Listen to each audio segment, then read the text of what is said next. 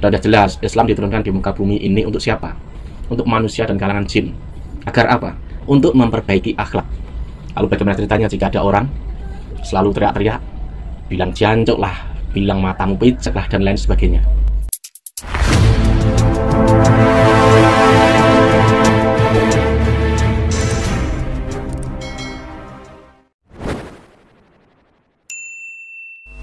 Nah gitu, kok suka-sukanya cerita ya nggak bener ya.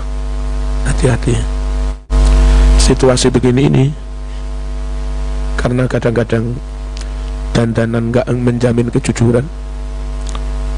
Dandanan cek serban, cek tasbih, cek coba nggak menjamin kejujuran. Terus kesukuan juga nggak menjamin kejujuran. Lalu keturunan juga nggak menjamin kejujuran. Apa iku bangsa Cina, bangsa Jawa, bangsa Madura, bangsa Arab, bangsa Eropa, nggak menjamin kejujuran. Kejujuran itu bukan karena orang itu bangsa ndi.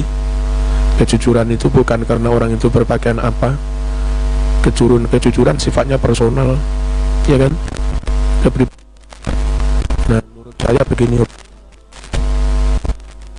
dalam situasi banyak fitnah, simpang siur informasi, itu yang diikuti orang yang memang dari dulu jadi panutan sampean, dari dulu bertahun-tahun, yang sampean kepada orang itu sudah kenal dedikasinya, kenal kapasitasnya, kenal karakternya, kenal integritasnya, ya penting begitu. Kalaupun orang lain yang direkomendasi orang itu, zaman lama mondok di Gading, bertahun-tahun ngerti jujur dan amanahnya Kiai Gading, udah cekelono Kiai Gading, atau kiai lain yang Gading merekomendasi, gitu ya.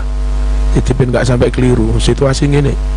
Ternyata dandanan coba nggak menjamin orang itu jujur. Hati-hati, nggak perkara dandanan, nggak perkara keturunan apa, nggak perkara suku apa. Ya siapa yang dari dulu zaman ngaji di situ bertahun-tahun, udah ikut itu. Anak alumni PIK yang bertahun-tahun diajar Mbah Yai Basori, ya, dan zaman tahu Mbah Yai Basori jujur, ya udah ikut Mbah Yai Basori, atau ikut kiai lain yang direkomendasi Mbah Yai Basori. Nah gitu, ben nggak keliru. Kalau ada oknum muridnya Mbah Yai Basori nggak podo Mbah Yai Basori, nah yang diikuti ya Mbah Yai Basori. Dan dalam hal berwala berjamaiyah, saya tahu sendiri Mbah Yai Basori sampai situ itu tetap NU. Beliau tetap menjabat di Mustasyar PWNU Jawa Timur. Itu Mbah Yai Basori.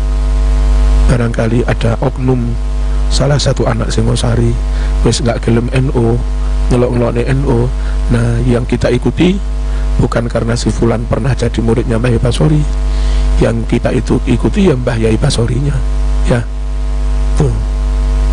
Ini penting karena lek nggak duwe prinsip ngono bingung. Yang Madura itu ono kiai berubah menjadi Wahabi.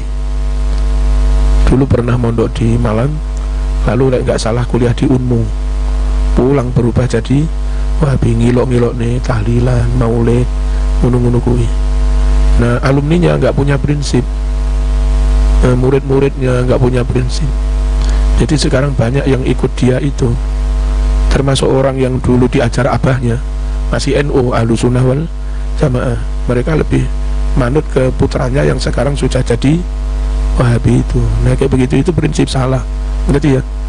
Jadi alumni-alumni yang dulu diajar abahnya asli Ahlussunnah wal Jamaah, dan bertahun-tahun dia si alumni itu tahu si Mbah Yai yang Ahlussunnah wal Jamaah, ya nggak pernah ngapusi, nggak pernah khianat, nggak pernah goroh, terbukti sudah integritasnya. Seharusnya alumni itu ikut abahnya ini, ngerti ya? Nah lalu selanjutnya siapa? Ya siapapun yang sama dengan abahnya ini, baik dia ustadznya atau anaknya, ya diikuti. Kalau sudah bertentangan dengan abahnya, meskipun mungkin anaknya sendiri, ya cukup dihormati, nggak perlu diikuti. Hanya karena kadang sebagian Madura itu wis dengan anaknya Mbah Yai begini, sampai akhirnya dia sudah jadi Wahabi pun tetap diikuti. Akhirnya ketika si Gus Lora ini berubah, alumninya ikut berubah, repotnya. Nah, nanti suatu saat masuk ono putrane melok PKI kabeh. Kan yo enggak tuh. Tetep ikut Mbah Yai sing piye. Ngerti men? Ben enggak salah.